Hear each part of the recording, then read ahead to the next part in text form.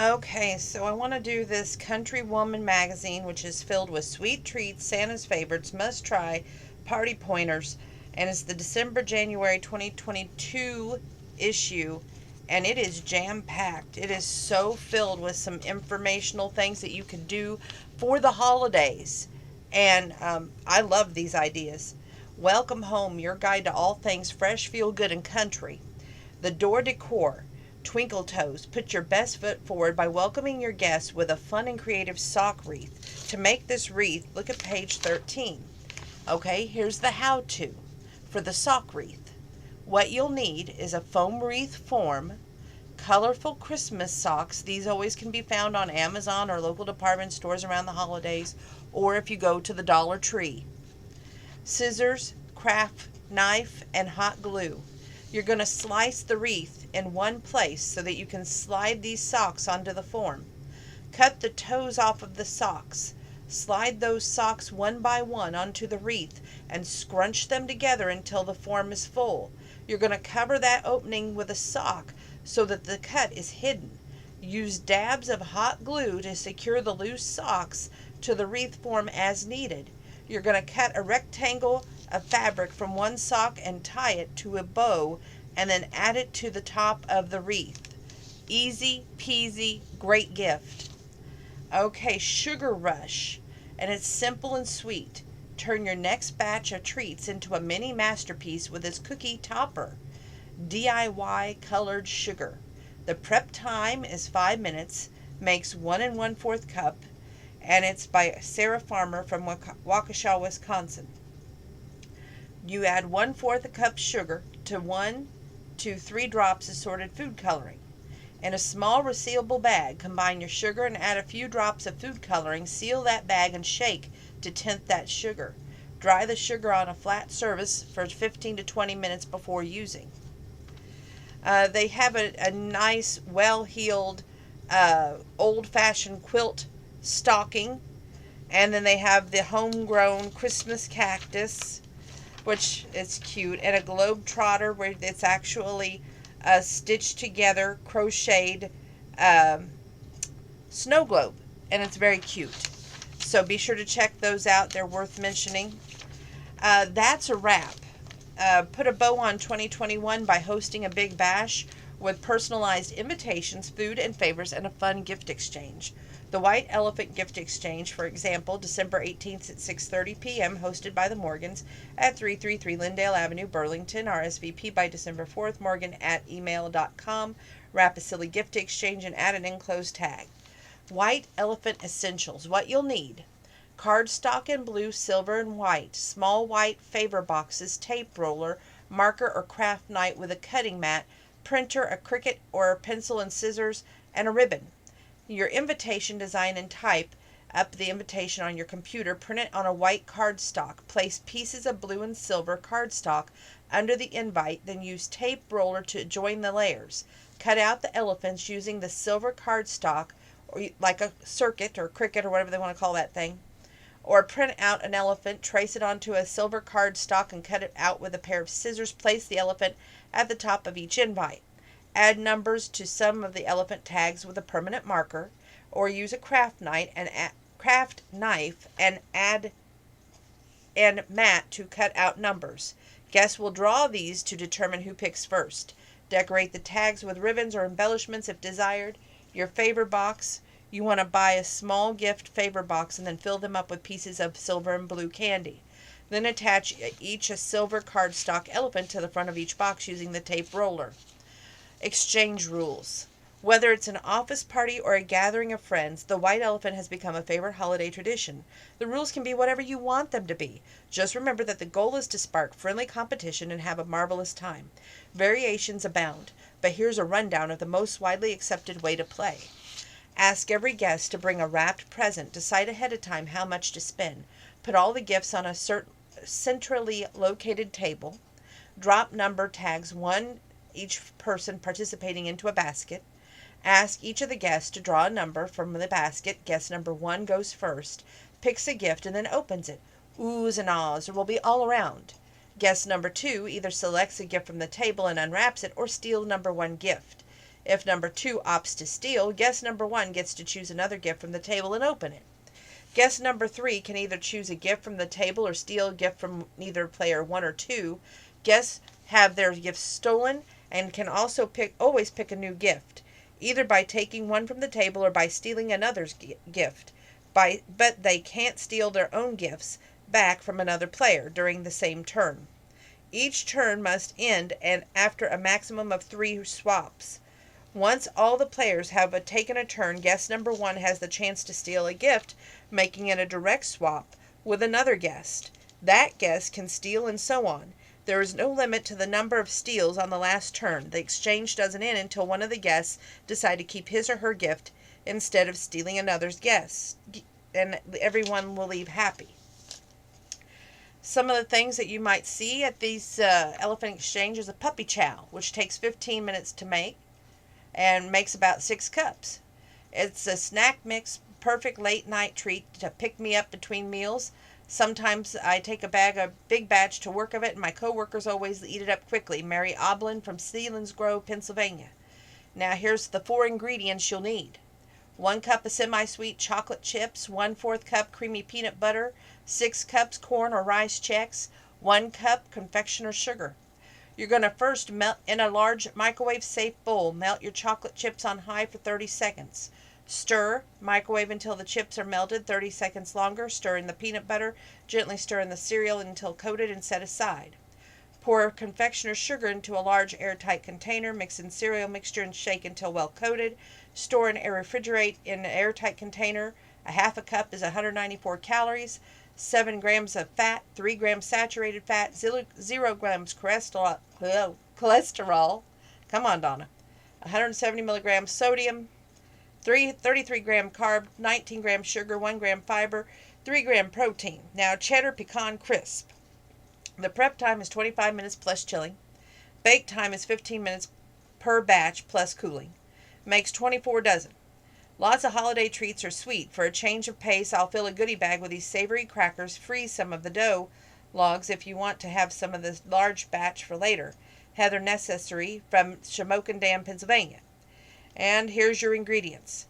2 cups of unsalted butter softened, 4 cups shredded sharp cheddar cheese, 4½ cups of all-purpose flour, 1 teaspoon of salt, 1/2 teaspoon of garlic powder, 1/2 teaspoon of cayenne pepper, 1 cup finely chopped pecans toasted. Now here's your directions. It's a total of 3 steps. Cream your butter and cheese until light and fluffy. That takes 3 to 4 minutes. Whisk together flour, salt, garlic powder, and cayenne. Gradually beat those ingredients into creamed mixture and stir in your pecans. Shape into 8 10-inch long logs. Wrap securely. Refrigerate dough until firm, which takes about 2 hours. Preheat your oven to 350 degrees. Unwrap and cut dough into 1/4 inch slices. Place 1 inch apart on the ungreased baking sheet. Bake until edges are crisp and lightly browned, 12 to 14 minutes. Cool on pans for about 1 minute. Remove to wire racks to cool completely. Refrigerate crisp in airtight container. You do have a freeze option. Place wrapped logs in freezer containers. Place in the freezer to use unwrapped frozen logs and slice. If necessary, let stand 15 minutes at room temperature before cutting. Bake as directed, increasing time by 1 to 2 minutes. 1 cracker is 27 calories. 2 gram fat, 1 gram saturated fat, 5 milligram cholesterol, 19 milligrams sodium, 2 grams carbs, 0 sugar, 0 fiber, and 1 gram protein. So let's say the holiday is over and it's time to keep that holiday alive by 6 ways to repurpose an old Christmas tree by Christine Peterson. It says spruce up an evergreen with sweet ribbons and birdseed ornaments. Nothing is more festive than a locally grown, freshly cut Christmas tree filling your home with smells of forest and holiday. But by the end of December or early January, it's more eyesore than centerpiece, littering your carpet with dead needles. This year, instead of kicking the tree to the curb as everyone else does, repurpose it in your yard and watch as birds, insects, and perennials reap the winter benefits. Insulate perennials. Cut off or saw branches from your tree and layer them flat with your perennial beds as much mulch. Even if the snow already blankets the ground, the branches will add an extra layer of protection from fluctuating winter temperatures, says Vijay Pandalin, a horticulture specialist with the Milwaukee County, Wisconsin Extension. Use only local trees as the greens from other areas can carry pests. Make bean poles. After you cut off the branches, place the trunk in the garden as a pole for beans, cucumbers, or other climbing vegetables, says Debbie Kolopagoski, a Milwaukee County Master Gardener volunteer. If you have a multiple tree, angle the trunks together like a teepee. This idea also works well for flowers like morning glories or black-eyed Susan vines. Create a heritage fence. Save your tree and maybe your neighbors from the landfill from building a unique barrier. Remove the tree branches, cut the trunks into equal lengths, and use the sections as fence posts around your garden. You can also pile the trunks and branches as section dividers in the garden between, for example, leafy greens and ornamentals. Feed birds and house pollinators. What could be better for the backyard birds than a tree that's strung with food? Debbie recommends placing your tree outside and decorating it with strings of popcorn berries, citrus fruits, or suet packets made from seeds and peanut butter. Drill a 1-inch hole in the trunk for pollinating insects to use for eggs and larvae. Remember to remove all tinsels and decorations. Replant for the future. Go to the garden center for a live tree and decorate it in your house before planting it outside after Christmas, suggests Master Gardener volunteer Pat Nyland. You will have a pretty tree for the holidays and beyond. Just be sure to dig a hole before the ground freezes to make that planting easier. Nourish your soil. Chop the trunk and branches for compost, or at minimum keep the needles to mix in your soil. They add to the acidity. Now, bird-approved seed ornaments. Make tasty treats to decorate your tree. Mix 1/3 cup unflavored gelatin with 1 1/2 cup water until it's dissolved and clear. Remove from heat and stir in 8 cups of bird seed, making sure that all the seeds are lightly coated. Shape the treats, packing the mixture tightly. Refrigerate 2 to 4 hours and dry for 3 days. Tie ribbon around the ornaments and hang them up for the birds outdoors. Notice I made sure to tell y'all birds outdoors. Okay, a cut above. This is a wintry wonderland of paper crafts. Is just a fold and a snip away. And they have some really great ideas like this holly jolly wreath. What you're going to need is cardstock, red, and 3 shades of green, your Cricut machine, embroidery hoop, a red ribbon, hot glue gun. Now you're going to select the leaf and berry shapes in the Cricut design space. Find them by searching in the end quote images. Cut your design and arrange them in a shape of a wreath. Glue an embroidery hoop to the top of your wreath. Loop a ribbon through that hoop, knot it, and hang it from your front door or over your mantle. They have some really nice ideas like these angelic favor boxes, bright tiding cards, rustic gift wrap. To find out more on that, please check out the magazine. As I like to do, I like to wet your whistle, make you pick it up. There's 2 more recipes here. 4 cheese macaroni. I'm thinking of my niece Mackenzie, who brought some macaroni up for us on the Thanksgiving holiday. We got to enjoy it. Thank you, Mackenzie. That was tasty. And this might be the one you made because it takes 4 cheeses, but I'll share it anyway. Takes 20 minutes, makes 8 servings. I adapted this recipe from a good friend that gave it to this woman. Blue cheese gives it a distinctive flavor. It works well as a filling side or as a main dish. Darlene Montego from West Sutterfield, Connecticut. 1 package of 16-ounce elbow macaroni, 1/4 cup cube butter, 1/4 cup all-purpose flour, 1/2 teaspoon salt, 1/8 teaspoon pepper, 3 cups of 2% milk, 2 cups of shredded cheddar cheese, 1 1/2 cup of shredded Swiss cheese, 1/2 cup crumbled blue cheese, 1/2 cup grated Parmesan cheese. It's 2 steps. Now your first one is to cook the macaroni according to the package direction. Meanwhile, in a Dutch oven, melt your butter over a medium heat, stir in your flour, salt, and pepper until smooth. Gradually whisk in your milk. Bring to a boil, stir constantly. Cook and stir until thickened. That takes about 2 minutes. Now you're going to reduce the heat to low. Stir in each cheese until melted. Drain the macaroni. Add your noodles to the cheese sauce and stir until coated. Now 1 cup is 508 calories, 23 grams fat, 13 grams saturated fat, 65 milligrams cholesterol, 603 milligrams sodium, 51 grams of carbs, 6 grams sugar, 2 gram fiber, and 26 gram protein. Are you ready for this? Dark chocolate cream pie. Prep time is 30 minutes and chilling. Makes 8 servings. This is one of my favorite desserts to make for my chocolate-loving friends. The filling is simple and begins to set up in a few minutes. Keys of Sullivan, Sackett's Harbor, New York. Your dough for a single crust pie below to the right. It says combine 1 1/4 cups of all-purpose flour. Add 1/4 teaspoon salt. Cut in 1/2 cup cold butter until crumbly. Gradually add 3 to 5 tablespoons of ice water, tossing with a fork until dough holds together. When pressed, shape into a disc, and then wrap and refrigerate for 1 hour. Now, here comes the actual ingredients for the pie. 1 1/4 cup of sugar, 1/4 cup of cornstarch, 1/4 teaspoon of salt, 3 cups of 2% milk, 3 ounces of unsweetened chocolate chopped, 4 large egg yolks, lightly beaten, 3 tablespoons of butter, 1 1/2 teaspoon vanilla extract. Optional is whipped cream and grated chocolate. And here's your 4 steps. On the first step, on a floured surface, roll your dough to a 1/8 inch thick circle. Transfer that dough to a 9-inch pie plate. Trim the crust to a 1/2 inch beyond plate rim, fluted edge. Refrigerate for 30 minutes. You're going to preheat your oven to 425 degrees. Line the crust with a double thickness of foil. Fill with the pie weights, dry beans or uncooked rice. Bake on a lower oven rack until the edges is golden brown, which takes 20 to 25 minutes. Remove the foil and weights. Bake until the bottom is golden brown, 3 to 6 minutes longer. Cool your crust on a wire rack. 2. In a large saucepan, combine sugar, cornstarch, and salt. Stir in milk and chocolate. Cook and stir mixture over medium-high heat until thickened and bubbly. Reduce your heat. Cook and stir for another 2 minutes. Remove from the heat.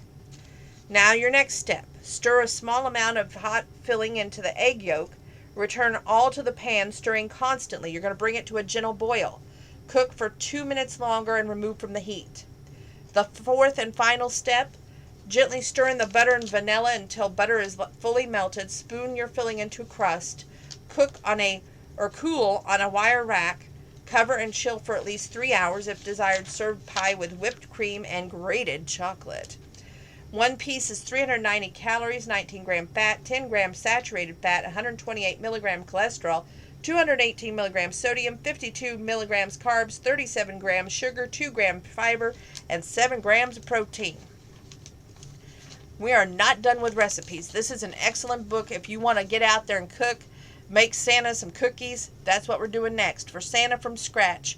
These scrumptious cookies recipes you're sure to put on the top of your list for St. Nick's nice list. Serve them with milk. Now, this is a side note, not in the book, but when I was growing up, we used to go to a friend's house for my parents, and they would serve these rolled out oatmeal candy cane cookies. I've never been able to find the recipe for that. I would love to find the recipe for that. It was my favorite Christmas cookie. I cannot say that enough. But I don't think we're ever going to find it. But this is a recipe for crisp candy cane cookies. Prep time is 25 minutes plus chilling. Bake time is 10 minutes per batch. Makes 3 dozen. Every Christmas, it says, my whole family gets together to make all kinds of dessert. These cookies are fun for kids to shape, and they're delicious too. I like to add red food coloring to my dough for a festive look. Amy Johnson from Leesburg, Virginia. Here's your ingredients. 1/2 cup butter softened, 1/3 cup sugar, 1/3 cup packed brown sugar, 1 large egg room temperature, 1 teaspoon vanilla extract, 1 1/4 cup all-purpose flour, 1 teaspoon of baking powder, 1/4 teaspoon of salt, 5 candy canes crushed, 1/2 cup of white chocolate chips melted. 3 steps. In your first step, in a large bowl, cream your butter and sugars until lightly fluffy. That's 5 to 7 minutes. Beat in an egg and vanilla. Combine your flour, baking powder, and salt. Gradually add to cream mixture and mix well and stir in that crushed candy canes. Cover and refrigerate for 30 minutes. Then you're going to preheat your oven to 375 degrees. Divide your dough into 36 pieces, shape into 4-inch ropes. Place 2 inches apart on a greased baking sheet. Curve the top of each cookie to form a candy cane. Bake until edges are lightly browned. 8 to 10 minutes. Cool cookies for about 2 minutes before removing to wire racks to cool completely. Drizzle with melted white chocolate. If desired, sprinkle with additional crushed candy canes. Let set before serving.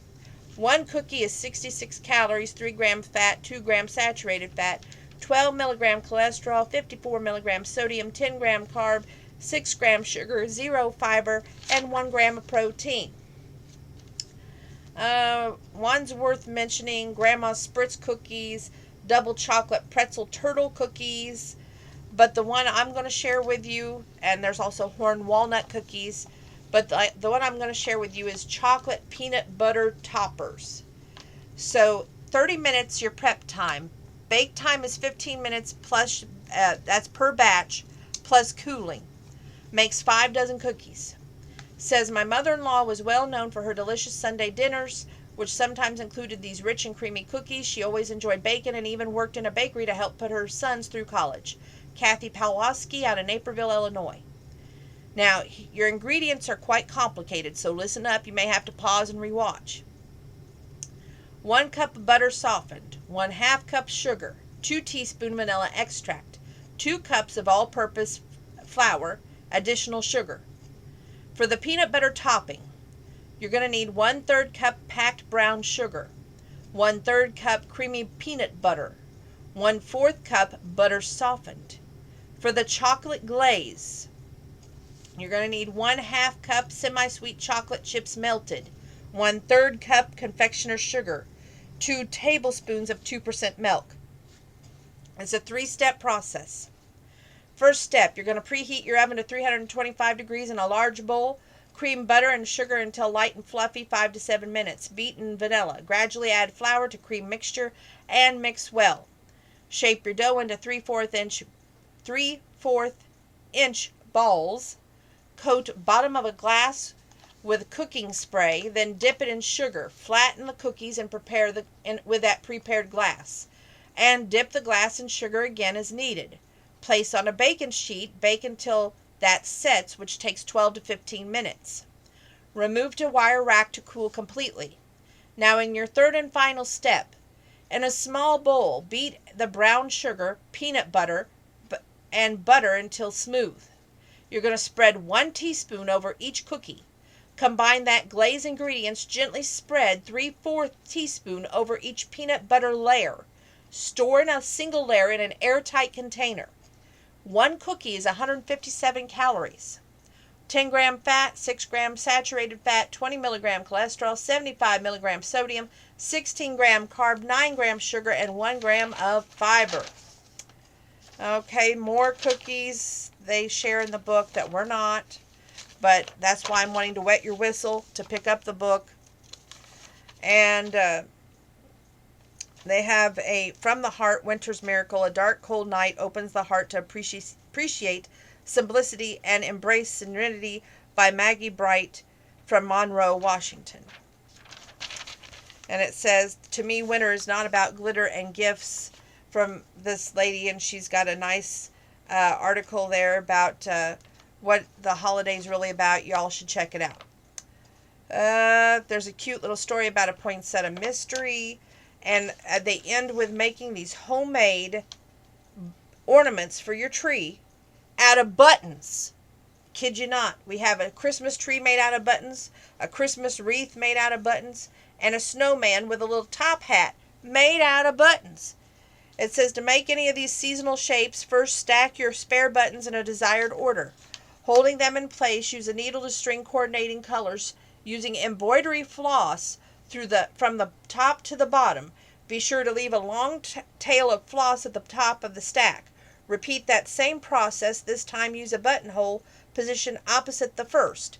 Trim the working end of the floss and leave a few inches to knot the tails together to form a loop.